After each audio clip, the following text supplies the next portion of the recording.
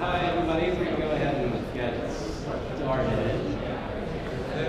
Hope you're all having a lovely afternoon. Oh, there we go. Hi, we're going to get started.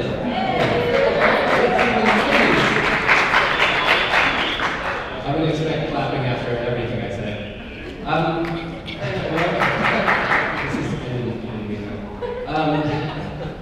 Welcome to our panel. The subject is Cause Tech Startups, the Opportunity and Good. I can see from many of your faces that we've mostly participated in opportunities for bad until this point, so this will be a short break from that. My name is Lane Becker. I'm the moderator. I'm currently working with Code for America, which is a nonprofit that focuses on helping cities improve their technology in a variety of capacities.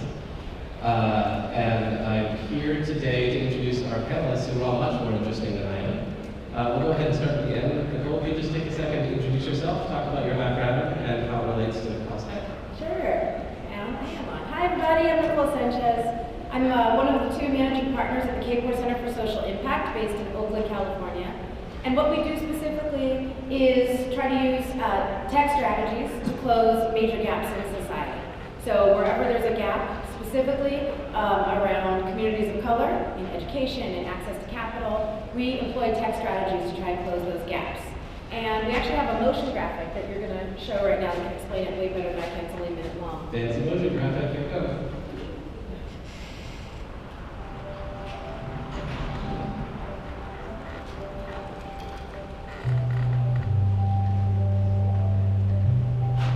Few things shape our world like technology.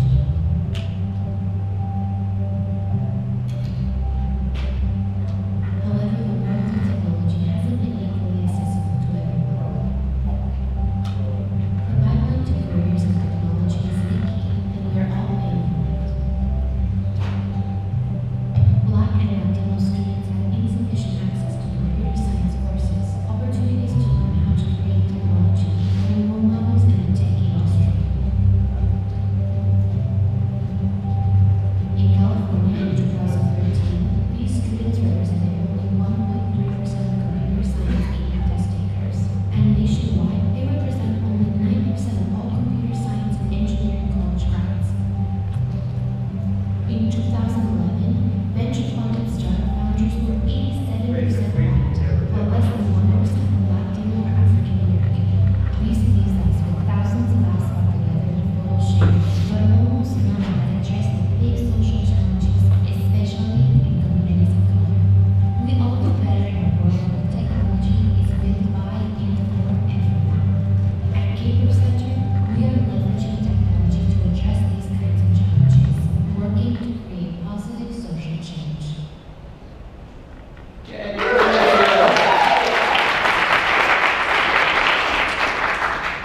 Dana, can you tell us a little bit about yourself and where you work?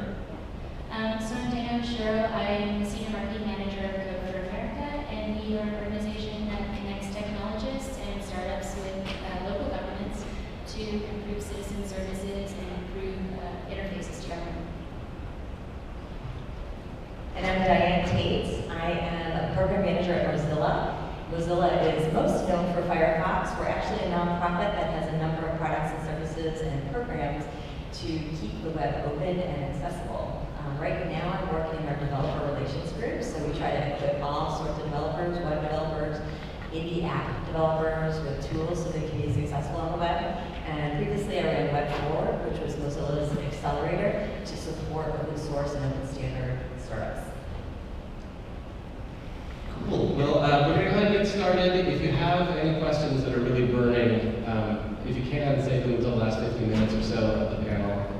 If you absolutely can, then just go ahead and run it in front and shout it out. I'm sure we'll handle you somehow. I wanted to get started. Actually, let me ask the audience a question first. How many of you would say, just a show of hands, that you work at a cause tech startup? Oh, well, there you go. Nice. What about just a cause tech organization, not necessarily a startup? And then how many of you are here because you're sort of interested in figuring out how to get it up? Tired of working for greedy, rapacious, capitalist white guys? Okay. Just curious.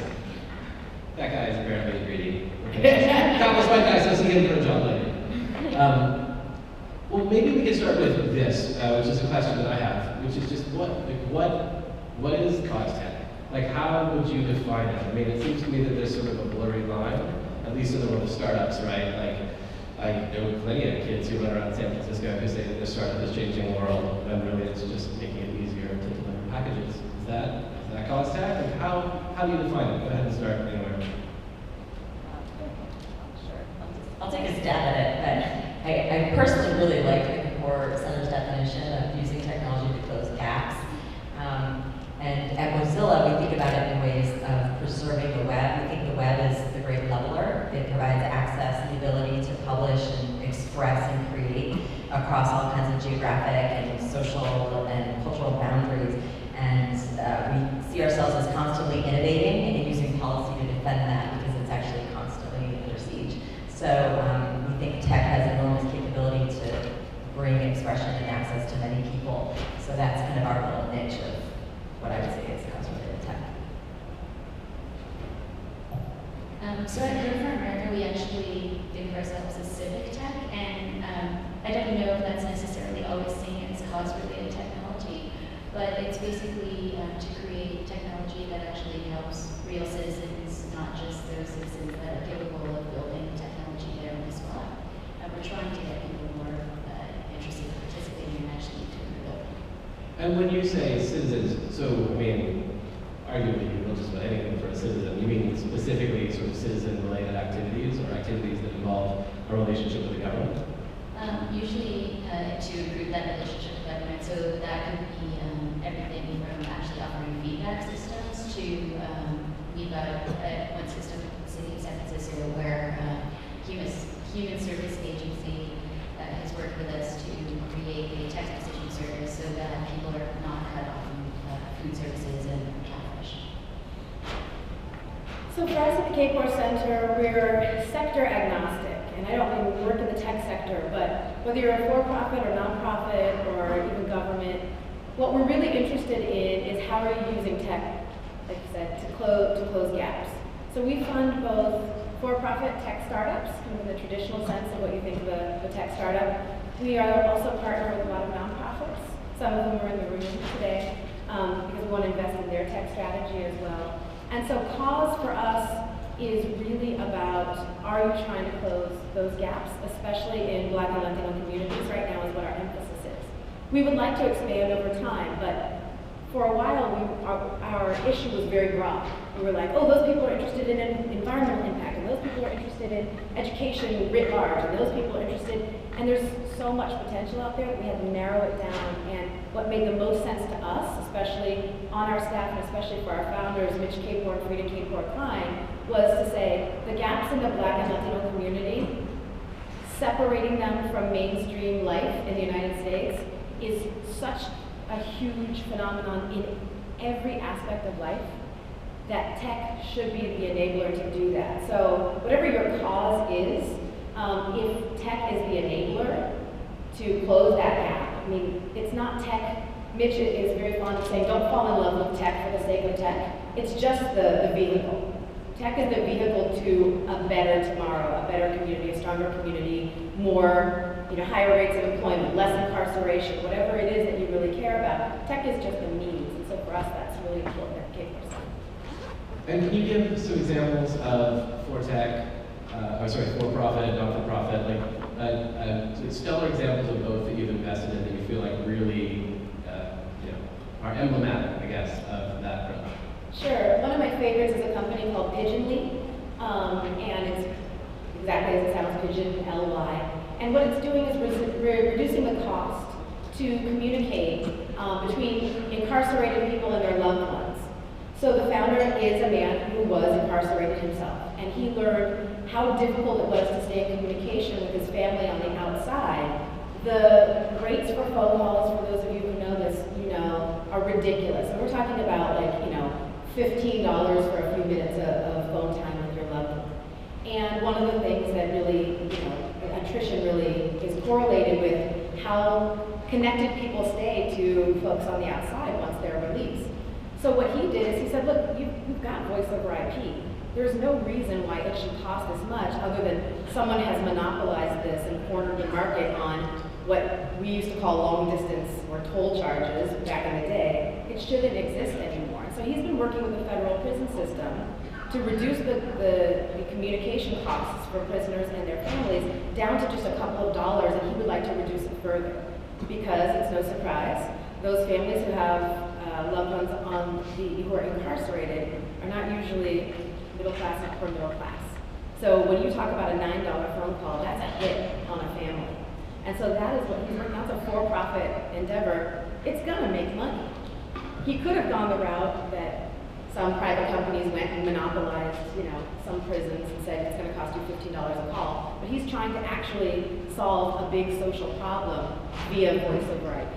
So that's one great example on the for-profit side. Again, it's called Pigeon Week. On the not-for-profit side, one of the organizations in which we invest heavily is Level Playing Field Institute. And Level Playing Field Institute is really working on a programmatic level to fix that leaky pipeline for Black and Latino students in particular. As they drop out via education, they drop out of the STEM, science, technology, engineering, and math pipeline. What Level Playing Field Institute does is it finds those places where students are falling out and tries to shore them up via programs and interventions to keep them on that STEM pipeline so that they become the entrepreneurs and technologists of tomorrow. That's fantastic. Other examples that the two of you can think of that really you feel like either sort of fit well within those categories or maybe stretch the boundaries a little bit? So for Code for America, we have an accelerator program, and actually most people know us for our fellowship program and for a lot of our work that is considered more on the nonprofit side of things. So we have examples of both. On the for-profit side of things, there's a startup that we're working with called Civic Insight, and they actually track blighted properties. And it started actually from a fellowship program, but now it's a for-profit startup. And basically, they look at different properties and they offer that information to residents in the area, and folks can actually offer feedback on those properties. What's significant about that is the project actually started in New Orleans at a time where there was, I think, 60,000 abandoned and blighted properties.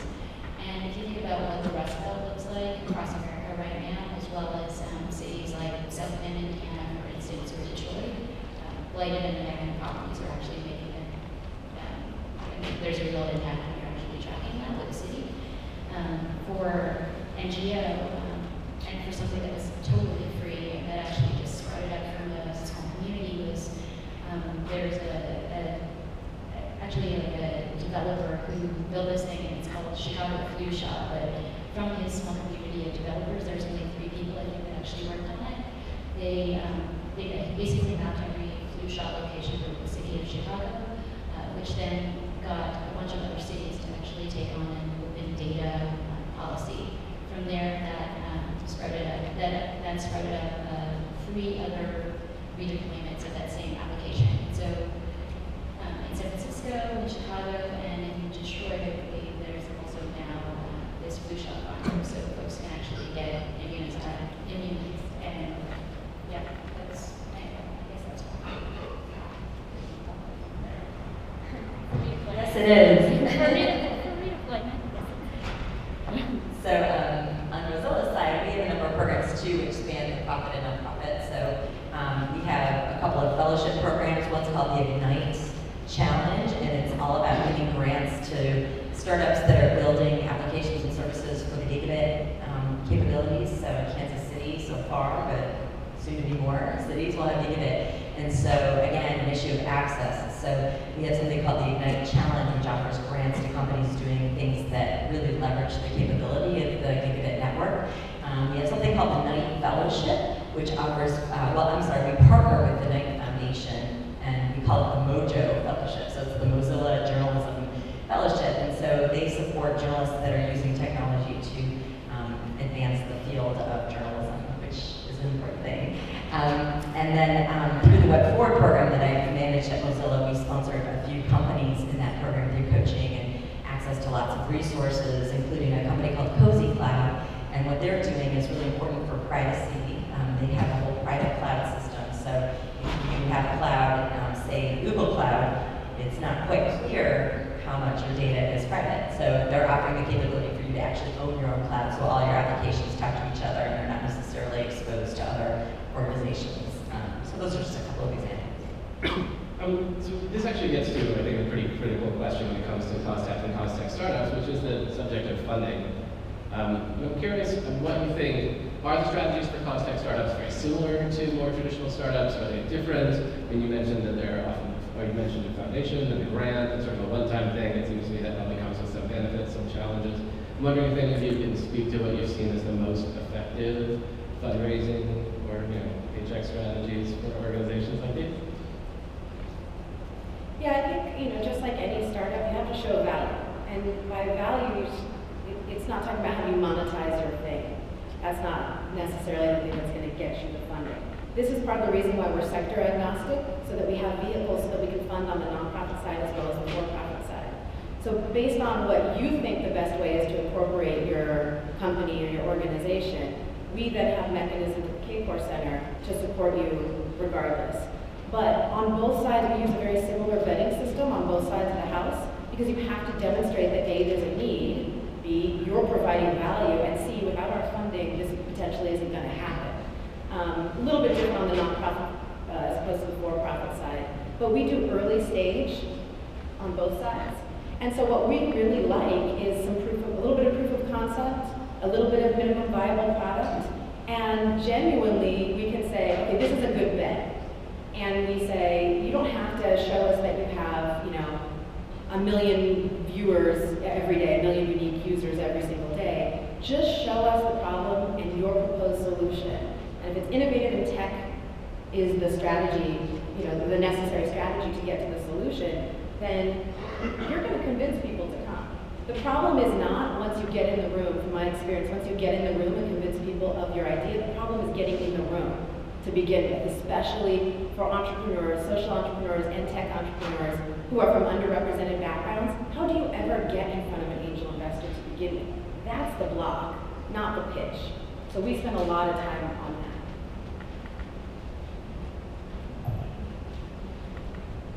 that. So I'm actually